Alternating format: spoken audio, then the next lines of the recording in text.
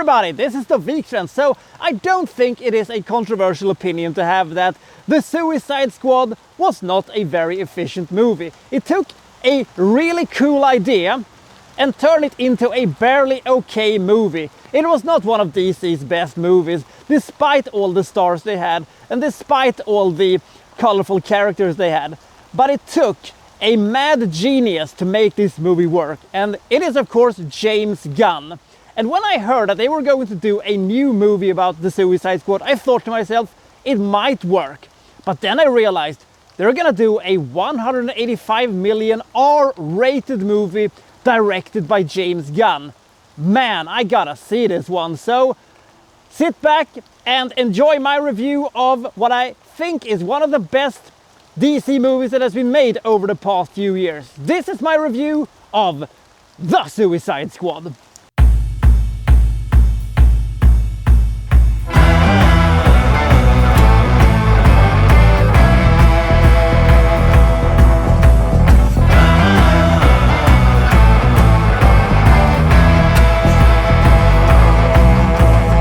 The Suicide Squad begins in a very unexpected and also very hilarious way, because you see one section of the Suicide Squad basically gets wiped off the face of the earth when they try to storm the beaches of some very fictional country, which I think is Panama, because I kind of recognize it because I know I was there about 10 years ago, but that's a story for another time. So Amanda Waller, aka Viola Davis, super bitch, needs new and fresh recruitments for her messed up and fucked up anti-hero squadron, because she needs to stop Project Starfish. It's some kind of a secret project that might threaten, the world or something like that if it falls into the wrong hands. So we have a very, very reluctant sharpshooter played by Idris Elba, and when we have the shark guy, and we have a returning Rick Flag, who also joins ranks together with Peacemaker, played by John Cena. We'll get to him in a second.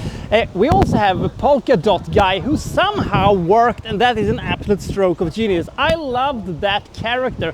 I don't know how they made him work, but somehow they did. And we also have Ratcatcher 2, we'll get to her in a second.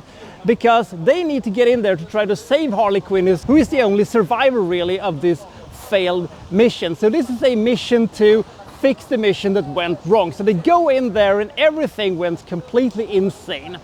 I love the tone of this movie. I love the weird combination of icky and beautiful, which is sort of the style when it comes to James Gunn's filmmaking. I love John Cena's character. This is the best version of the Peacemaker. I didn't quite like him as much in the TV show, but it's one of the few actual superhero TV shows that I have watched and somewhat actually enjoyed. And the chemistry between our characters are just so great, and also the humor is absurd and the violence is so profound, and some of the sequences are, oh my god, they did that and they did that and they did that. This is a big budget blockbuster movie where they actually took some actual factual risks, and it paid off. It didn't pay off at the box office, but I'm okay with that because we got this amazing movie. I love the absurdity of this thing, and also this is the movie that redeemed Harley Quinn for me. I didn't think Harley Quinn was that cool of a character in the Suicide Squad. I liked parts of Birds of Prey, but in a weird way, when movies affects other movies, this movie effectively made Birds of Prey a less good movie, because this just exposed how kind of lame that movie was. This movie is fucking hilarious, with lots of likable characters that are big, boisterous, and very, very out there. There's only one character I do not like: Ratcatcher. You could have replaced Ratcatcher with a fucking lamp and it wouldn't have made any difference. She is the most boring and uninteresting character in this entire thing. Give me more Harley Quinn. Fuck Ratcatcher. But that's just my opinion. This is a fast-paced, insane movie that toys around a bit with our expectations, to the point where this is one of the most unpredictable superhero movies that I've ever seen. Is it perfect? No. There is a couple of sequences where it kind of drags a little bit, and as I said, Ratcatcher is a boring character that I don't care anything about, but the rest of the characters, I really care what's going to happen to them, and when they got, you know, with the entire starfish thing and when we see what it is. Side note, I have no idea if this is a, you know, good representation of starfish or whatever that nonsense was in the end. I loved it. It was icky and insane.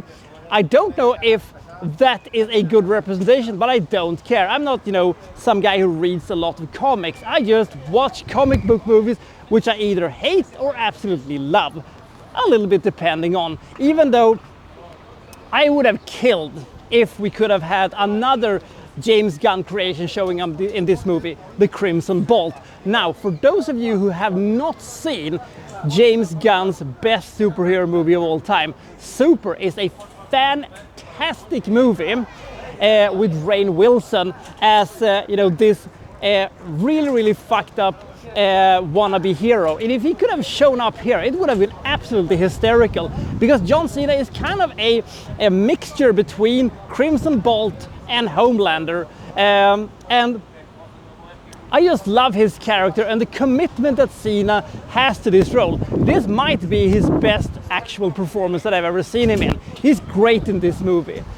Almost everybody does a great job in this movie. I love Sylvester Stallone as the shark guy. I don't know his name because I'm not, you know, that deep into the lore of the DC universe. If you have seen, you know, the Suicide Squad and thought that movie was a load of ass, well, this movie is not a load of ass. This movie is an enjoyable, completely messed up movie that will basically be everything you wanted the Suicide Squad to be. Epic action sequences, unexpected sequences to be had, an unexpected turn of events for the characters, and most of all, an epic showdown in the end, which is simultaneously one of the most awesome things I've ever seen. And also, this is very silly, but it also works. If they could have tweaked around a couple of small things, I probably would have said that this was the best superhero movie that would have been made during the 2020s, but alas not. But it is certainly one of the best. I love this movie. I think this movie is almost perfect. Not as good as, you know, a Deadpool or something like that, but still, it is a very good DC movie, and I have not said that for a lot of times, you know, over the past few years, but this one is really good. I give the Suicide Squad's 84 points. This is a movie that is almost tailor-made for me.